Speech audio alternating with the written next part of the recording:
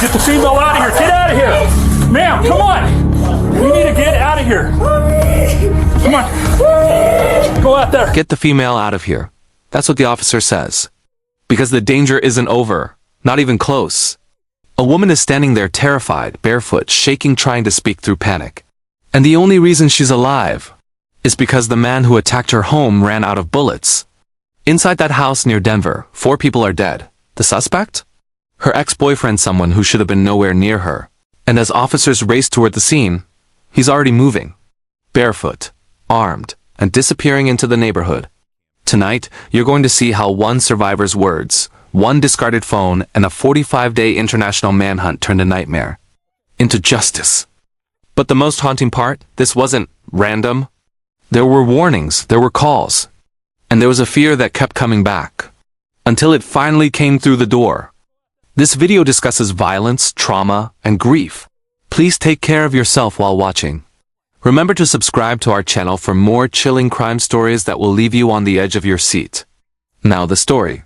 The body cam starts with confusion officers trying to create space, trying to understand what they're seeing.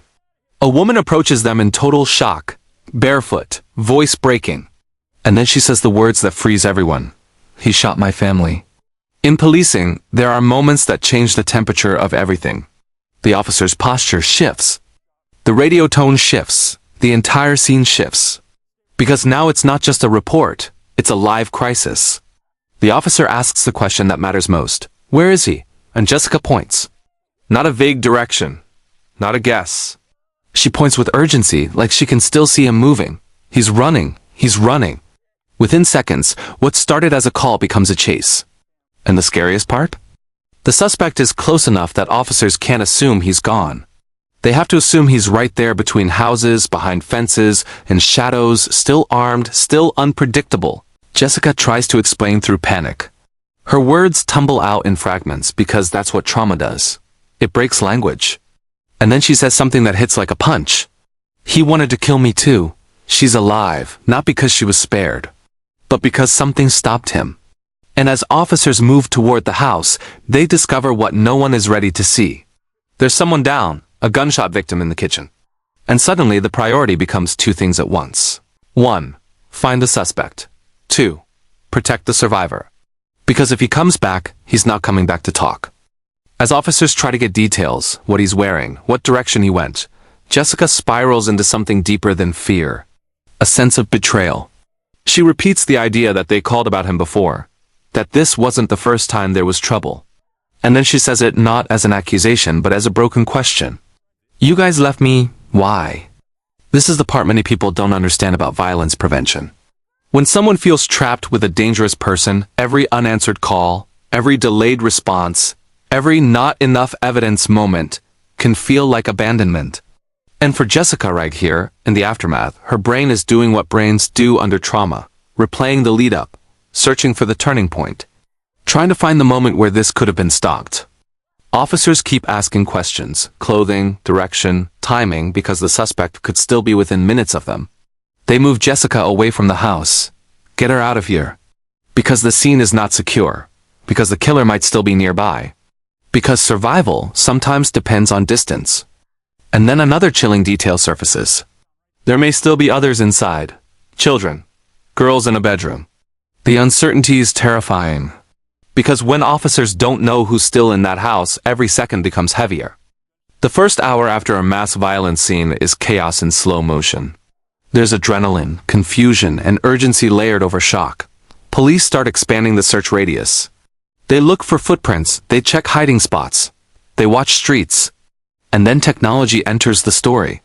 The suspect's phone begins to ping within a tight circle, about 900 meters between his house and his parents' home. A circle that small can feel like a trap, like he's cornered.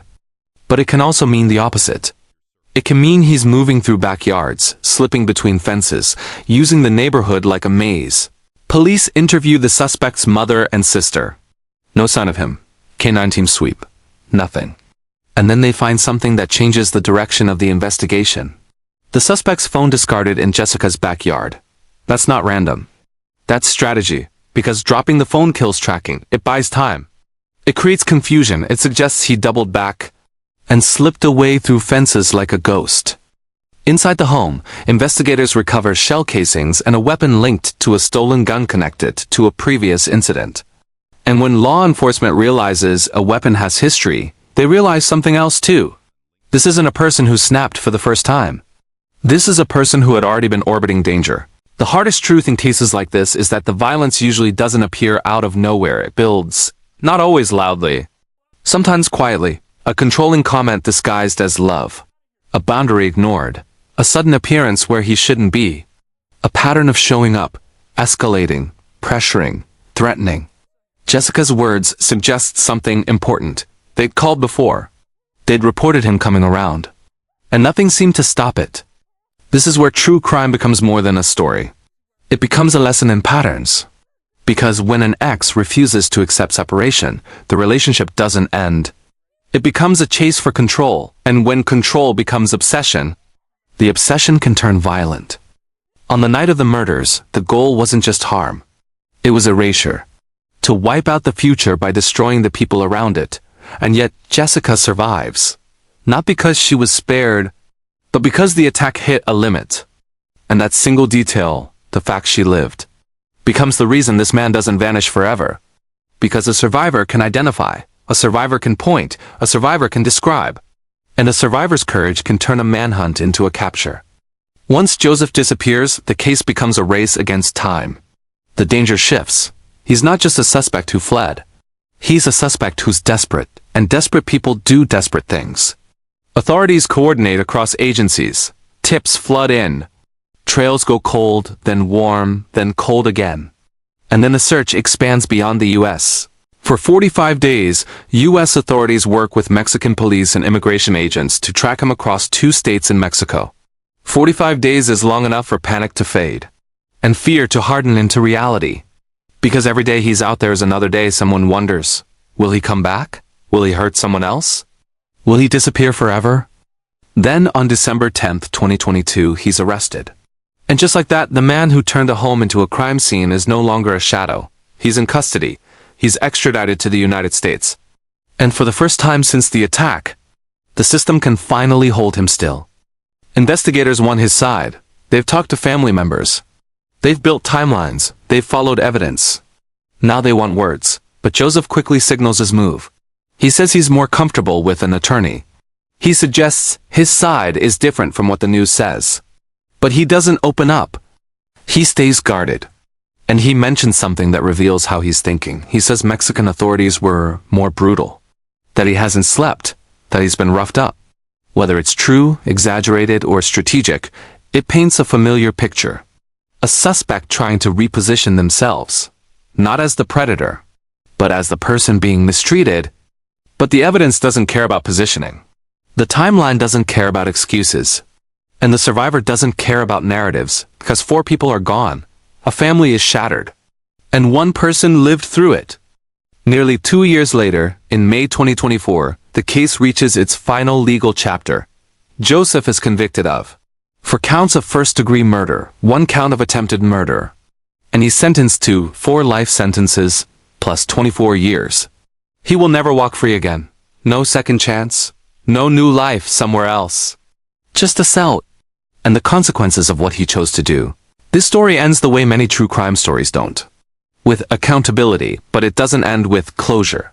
Because closure is a word that sounds neat on paper, and feels messy in real life. 4 lives were stolen, 2 families were destroyed, and 1 survivor has to carry the weight of memory. But her survival did something powerful. It helped bring a killer to justice. And that matters because it draws a line in the sand. You can run, you can hide. You can ditch your phone and slip through fences, but evidence follows. Coordination follows, and eventually, justice catches up. If this story moved you, remember behind every statistic is a human being who once laughed, loved, and dreamed. Thank you for watching. Don't forget to subscribe for more real stories that uncover the darkest sides of human nature and the lessons they leave behind. This is True Crime and Scam Stories, where every story has a heartbeat.